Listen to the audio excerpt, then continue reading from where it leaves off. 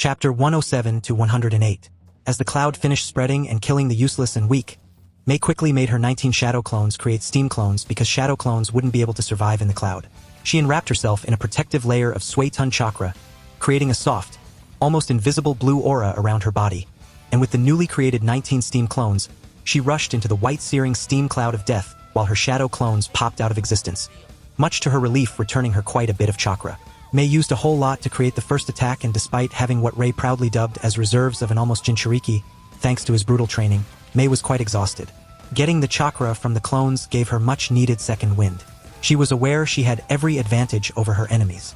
They were scared, demoralized, trapped in a cloud where visibility was as good as nil.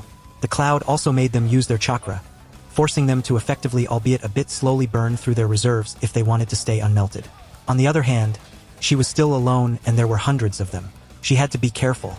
Mei could have waited until the enemies wasted more of their chakra, but she didn't want the IWA ninjas to find out a weakness in her jutsu, especially since these were IWA ninjas and the cloud was already starting to very slowly disperse.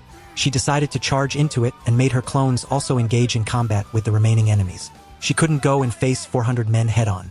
That would be suicide. Thankfully, there was a thick smoke screen. It was time to act like a true Kiri ninja and use the silent killing technique she was forced to learn in the academy and later by Rei and Conan, who brutally beat its mastery into her. Not that she complained. That single skill was something for which she would be eternally grateful to Rei and Conan. Rushing through the white cloud with her eyes closed, Mei could hear the sound of starting battles as her steam clones started engaging their targets. She didn't need her eyes to fight, nor could she even use them in such a thick cloud. Instead, Mei relied on her own, albeit a bit limited, but still incredibly useful chakra sensing ability to sense her own chakra.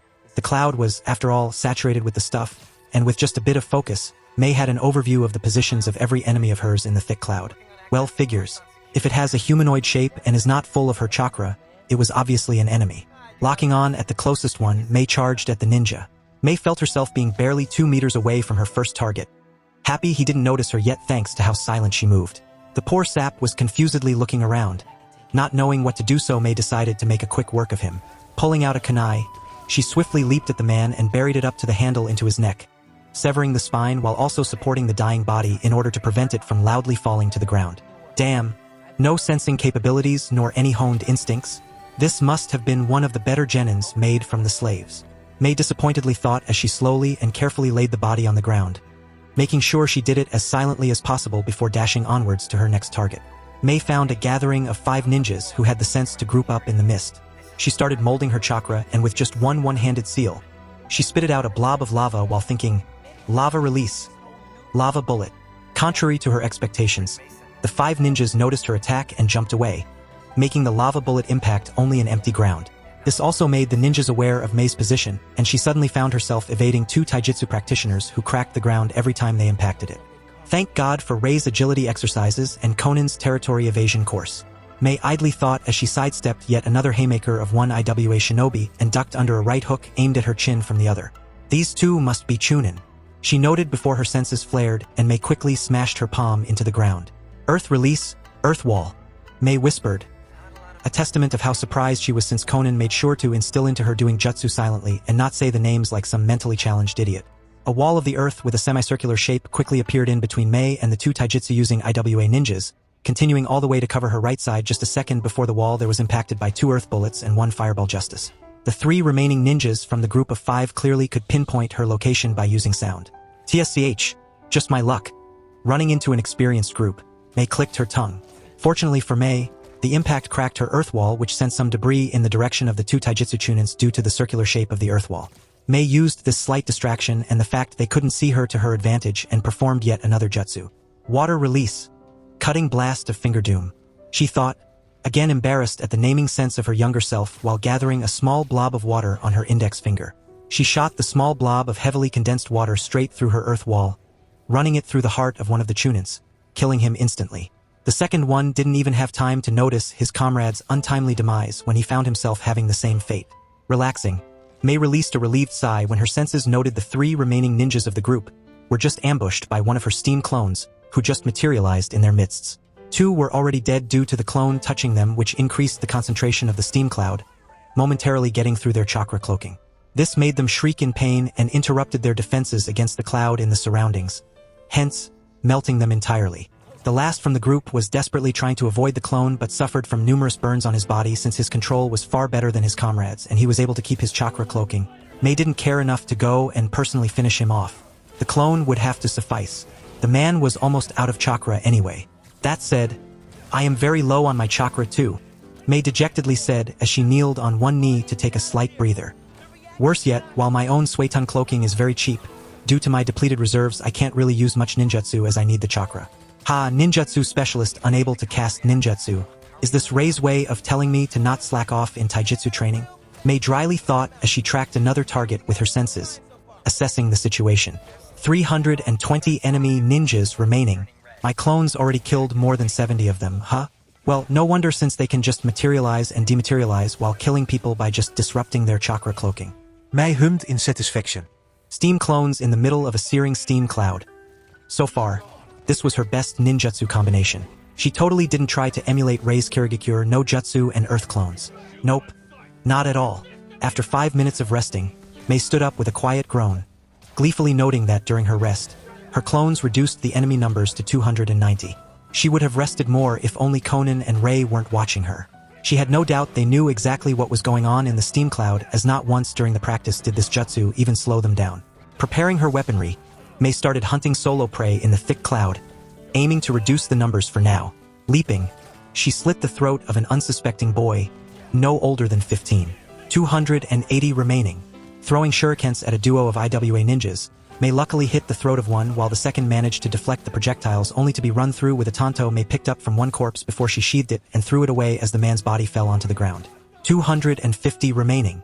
Mei was pleased with the efficiency of her clones as she attacked yet another slave genin by using Rei's trick of latching a barely visible chakra string onto the victim's foot and tripping him. Needless to say, the 30-year-old woman had no time to react before her spinal cord was severed. Mei already sprinting away, leaving the immobile woman to die from the steam. 220 remaining.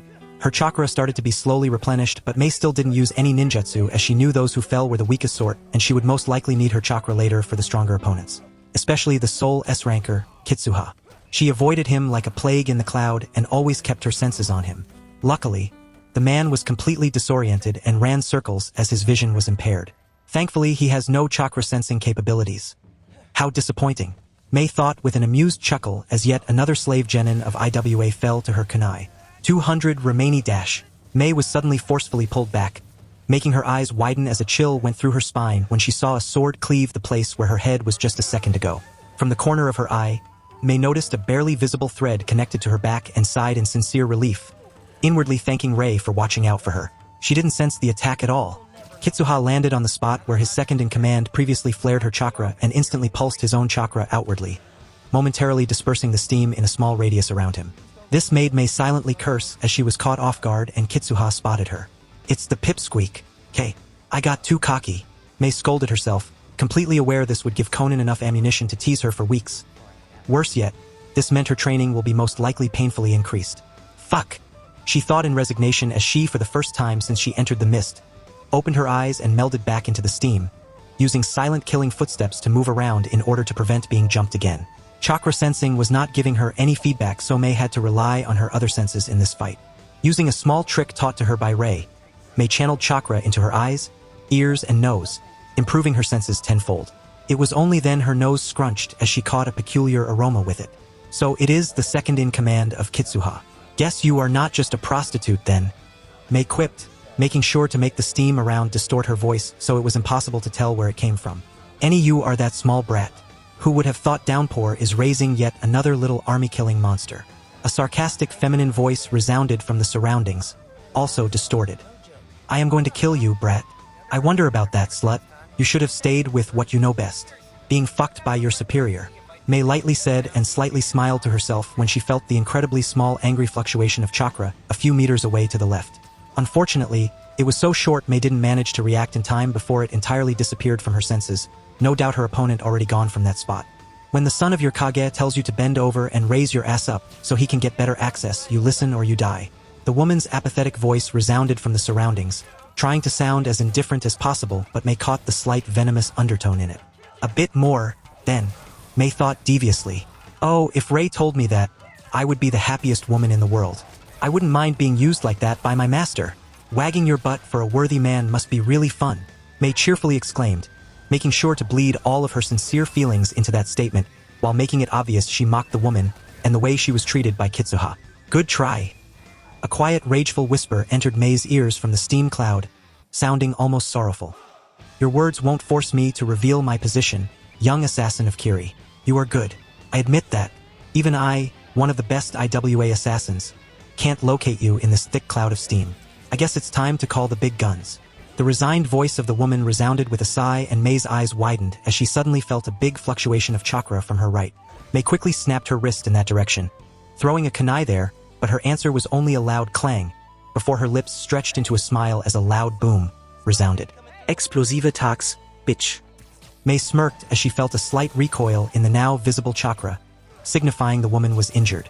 Her lips, however, set into a frown as the chakra of the woman yet again disappeared from her senses before she could pounce on the woman. Fuck this shit. She got away again. Mei muttered in irritation before her senses caught one important detail. Oh. So the slut fluctuated her chakra to alert Kitsuha.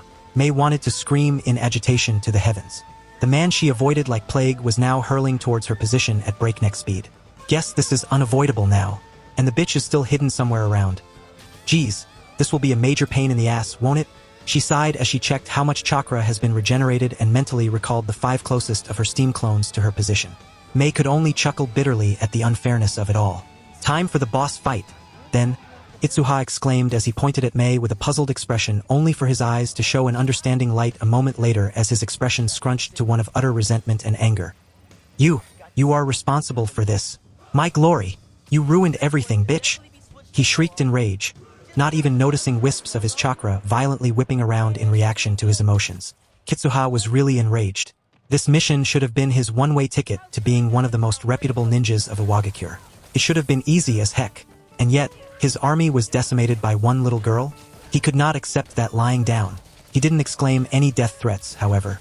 Mei found herself facing his fist that was quickly approaching her face and only barely managed to use the flexibility beaten to her by Conan to arch her back into the bridge position, causing Kitsuha's fist to sail an inch above her belly. She knew there was no way to get away from Kitsuha by any physical means. So, with a quick kawarimi, Kitsuha's second punch hit a half-melted corpse of IWA ninja, burning him slightly as Mei appeared panting from exertion a few feet away. Despite the rush she felt, Mei quickly joined her hands into a single hand seal. Water release. Wet beam. She thought with a mild amount of embarrassment as the steam around her started to be absorbed to 2 spots on her right and left side, creating 2 growing balls of water that quickly enlarged into the size of a football ball and out of nowhere released 2 crushing torrents of water at Kitsuha. Kitsuha didn't have even 2 seconds to react after Mei started her jutsu. He only managed to raise an earth wall in front of him by slamming his palm into the ground, blocking the water's offense. Despite being blocked, the water flowed to the ground where it evenly redistributed and created a thin water surface on the ground. Mei smirked at that. For the next jutsu, she didn't need any hand sign. Water release. Spiky boo. The small amount of water on the ground quickly gathered into small, sharp, and thin water spikes, aiming to impale Kitsuha, who suddenly felt his feet to be pierced by something as pain flooded his brain and fear crept up his spine. It was only his reflexes as S-rank shinobi that enabled him to instinctively use earth release. Rock skin to harden his skin. The water spikes started at first impaling his feet, only for bigger and longer water spikes to form and try to continuously impale the higher spots on the target's body. The rock skin jutsu, however, prevented them from penetrating Kitsuha's skin, so the only damage Mei's jutsu did was to injure Kitsuha's feet. It was only his pain tolerance that made Kitsuha able to stand, but his ability to move was completely ruined. Mei couldn't do a follow-up attack on Kitsuha, who was suddenly a sitting duck. She had to jump forward as her senses suddenly alarmed her of an approaching sword. The feeling suddenly appeared and Mei wasn't about to question it, which saved her from being pierced from the back as Kitsuha's second-in-command abruptly appeared behind Mei and went for a decisive blow. Mei evaded and cursed as she saw the woman again meld into the steam and disappear from her senses. She was distracted and paid the price for it when she suddenly felt a searing heat closing in on her back. Mei only barely managed to pump as much of the mix of her Suiton and Doton chakra there to stop the damage as Kitsuha's spit of blob of lava impacted her back. Mei also jumped to the right, evading yet another slash from Kitsuha's second-in-command, who thought she would be distracted enough by the lava. Gra! Kitsuha couldn't take it anymore and let out an enraged roar, attracting the attention of the 2 females, only for their eyes to bulge out as they felt his chakra build up for a massive jutsu. Fuck! Kitsuha's second-in-command cursed in fright and disappeared again. Mei frowned and decided to play it safe. She recognized the chakra mixture he was building up. It was yet another lava jutsu. Fortunately for her, the buffoon didn't realize this was completely her expertise. Kitsuha jumped up and spat out wave after wave of lava, covering hundreds of meters of the battlefield and killing a lot of his own unsuspecting ninjas while doing so. The waves of lava hit the ground, making it sizzle, sending white smoke to cover the area Kitsuha previously dissipated with pulsing his chakra. The surroundings were yet again full of thick white smoke, shooting the visibility to hell.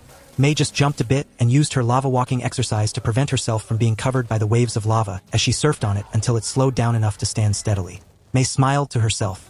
This gave her quite the much-needed advantage in this fight since Kitsuha clearly couldn't sense a shit in the mist and she didn't have that much of a problem facing his lava jutsus. Damn!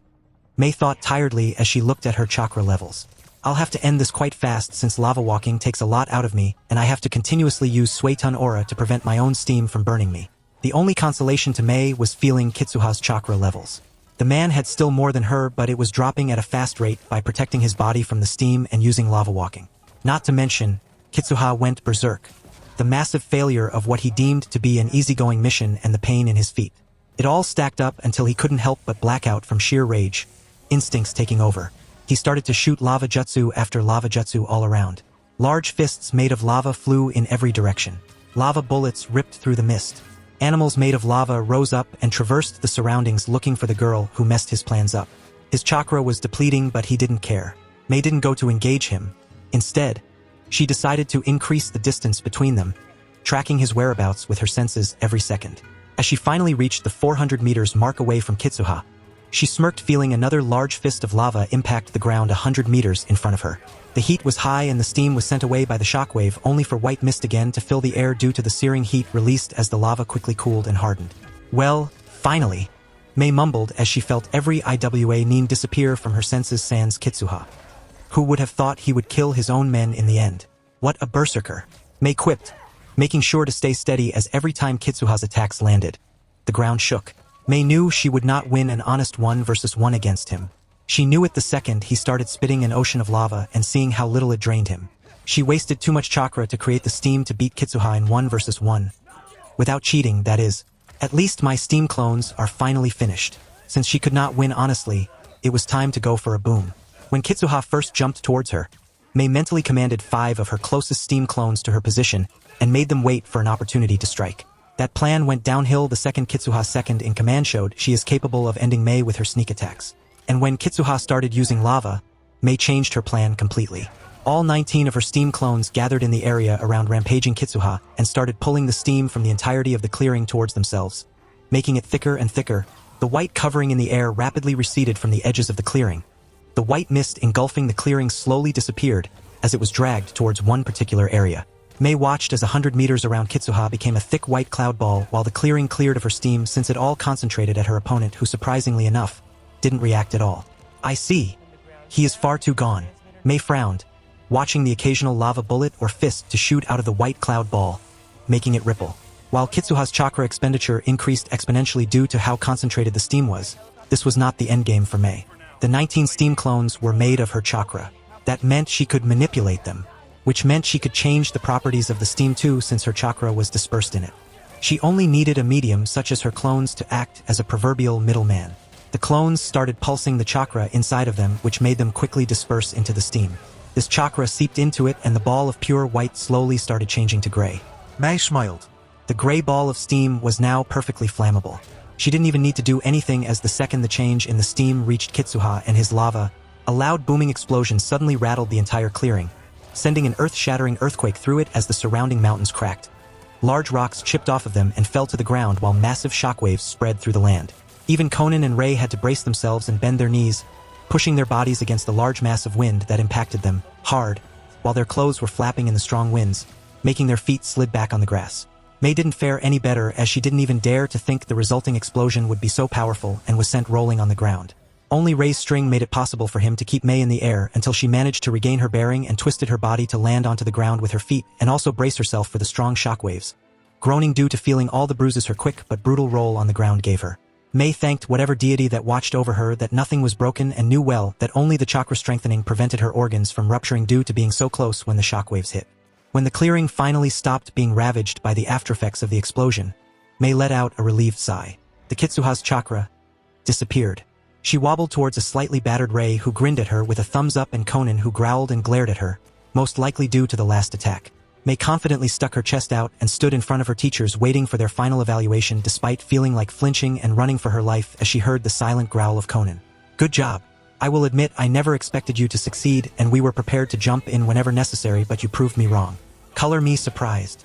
Ray praised May, patting her head which made her deflate and giddily hug him around his waist. Conan didn't feel generous, however. Her hair was all tangled mess and her clothes were ripped in various places due to the shockwaves, but when May's expectant eyes looked at her, even she couldn't bring herself to scold the girl. Yes, you did fine. Now! Conan smiled menacingly and gestured at her torn attire. You earned yourself some more of my personally supervised torture. She ominously said as her eye twitched, telling just how furious she was. You mean training, Conan? May squeaked, trying to appear small. Oh no, nope. I mean what I said. Conan innocently replied, making May jump behind Ray for protection from the demon who wanted to torture her. Stop it, girls. Ray chuckled at their antics. Let's go, we are leaving. We gotta have a serious talk with Tsu before finishing the second part of our mission. Conan's demeanor instantly changed from glaring at May to a completely serious one, causing May to sigh in relief as she clutched the back of Ray's shirt in her small hands. Are you sure? Conan asked while narrowing her eyes and for a second, flickered them over a certain area in the clearing. Ray, however, just uncaringly shrugged and nodded. Let it go. It's better this way anyway. I can't wait how much headache this would cause to Mizukage if it really goes as I think it would. He said reassuringly, and before long, the trio was yet again on their way to Konoha. It was only half an hour after they left the clearing. The spot on the ground to which Conan previously glanced rippled as Kitsuha's second-in-command slowly emerged from the earth. She had some mild burns all over her and was drenched in sweat, but she was alive. Her heart pounded despite the fight being long over as she helplessly fell on her face, her chakra completely drained. She barely had enough to stay alive as it was. It didn't take long for the sole survivor of the previous battle to faint.